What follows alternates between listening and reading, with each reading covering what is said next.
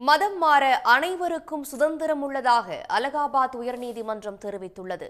கட்டாய மதமாற்றம் தொடர்பான வழக்கை விசாரித்த அலகாபாத் உயர்நீதிமன்ற நீதிபதி பிரசாந்த் குமார் இந்தியாவில் மதம் மாற அனைவருக்கும் சுதந்திரம் உள்ளதாக கூறினார்.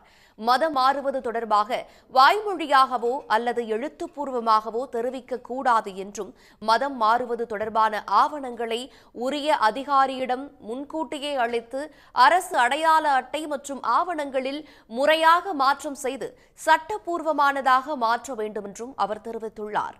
மதம் மாறியது தொடர்பான விளம்பரங்களை முன்னணி பத்திரிகைகளில் விளம்பரம் செய்ய வேண்டும் என்றும், அப்போதுதான் சட்டப்பூர்வமற்ற மதமாற்றத்தை உறுதி செய்ய முடியும் என்றும் நீதிபதி உத்தரவிட்டார்.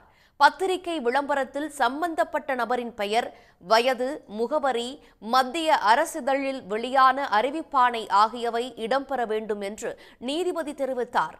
மத மாற்றத்தை சம்பந்தப்பட்ட அதிகாரி முழுமையாக சரிபார்த்த பின்னரே அரசிதழில் வெளியிட வேண்டும் என்றும், மதமாற்றம் தன்னார்வத்துடன் நடைபெற்றதா அல்லது திருமண சட்ட சிக்கல்களில் இருந்து விடுபட நடைபெற்றதா அல்லது அழுத்தம் காரணமாக நடைபெற்றதா என்பன குறித்து அவர் ஆய்வு செய்ய வேண்டும் என்றும் நீதிபதி அறிவுறுத்தினார்.